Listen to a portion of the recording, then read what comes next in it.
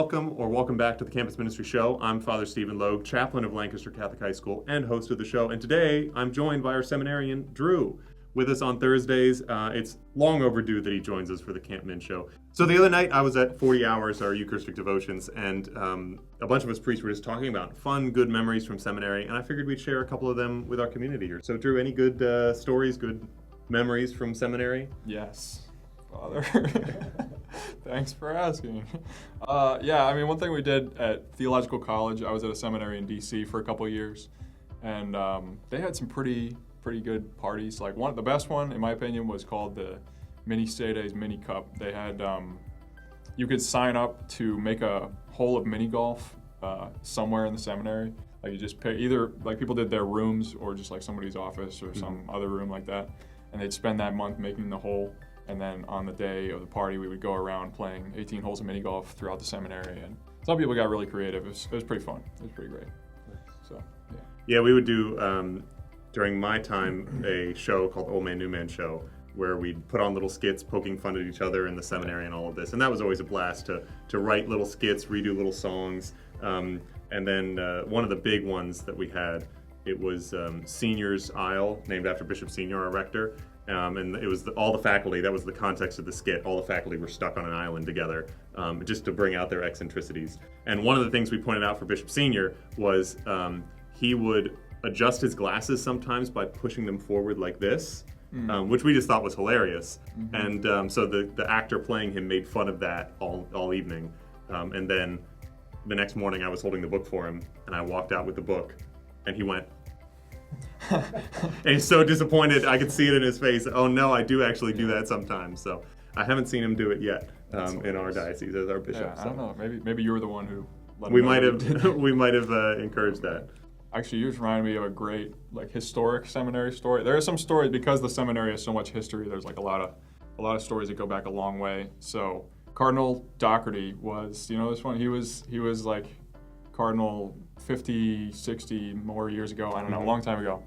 And apparently when he died, they had him in St. Martin's Chapel, which is like the big old seminary chapel, in his casket. And he died sitting down. So he when rigor mortis sets in, he's like frozen in that position, and they tied him down with piano strings to make sure he stayed there.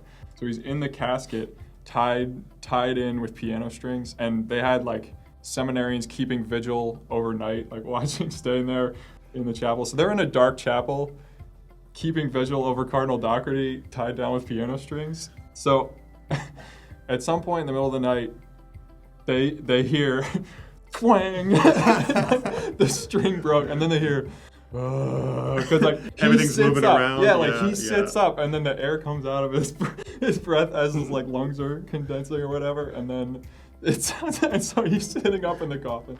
They just run out. That'd be the most terrifying experience of my life. Yeah, that was legendary. We also in our seminary over in Rome, we had a sign on the wall in the basement that said 2 lifeboats and had an arrow.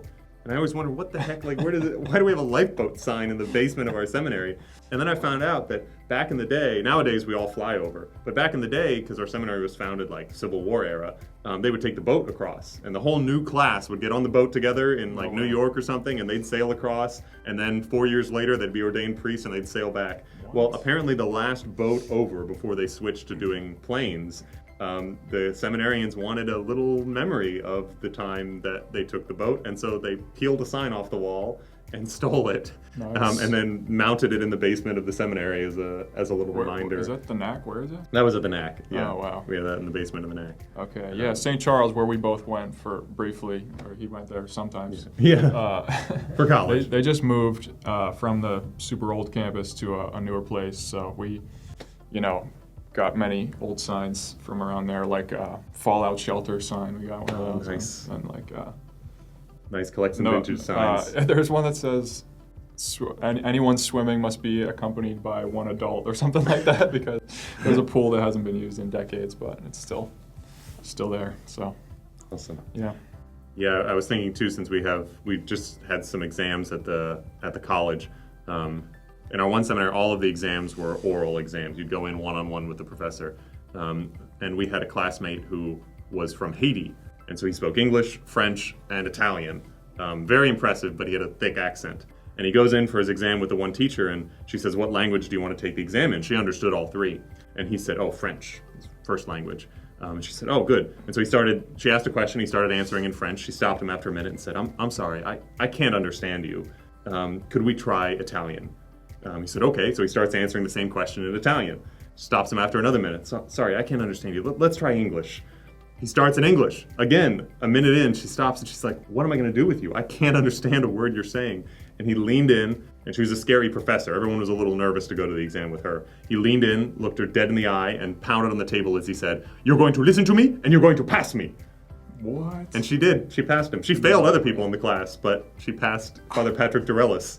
No issues there.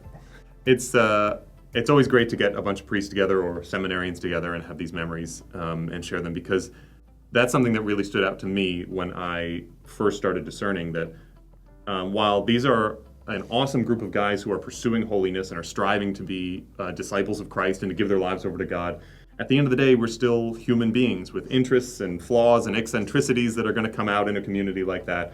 And that makes for some really awesome memories of the human side of things. And I think that's what a lot of our media these days, with shows like The Chosen, are sort of bringing this out of Jesus and the disciples, that they were real living human beings. The saints are real living human beings with their own quirks, their own unique stories.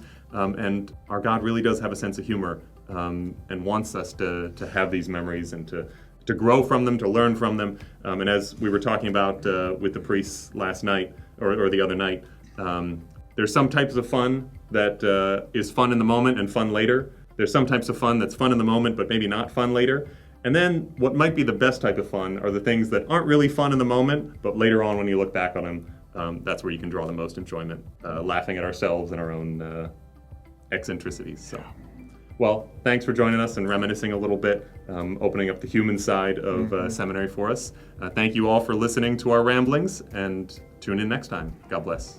Any good, fun stories from your time in seminary so far? Yeah. Am I supposed to look at the camera first of all? Okay. Come on, you have to leave that stuff in. Like, that's funny. I mean, one of my favorite things that we did, at least at TC. Okay, why do I hear clicking noise? Sorry, my keys. No, Fidgeting you with can't do things. that. I You can't cannot- fidget with things. What No, am I supposed to do? Not loud things. That sounds See, like... you have to put this stuff in. Like, this is funny. Like, Okay, it's that- bloopers. If you want to make me look human, you have to put this stuff in.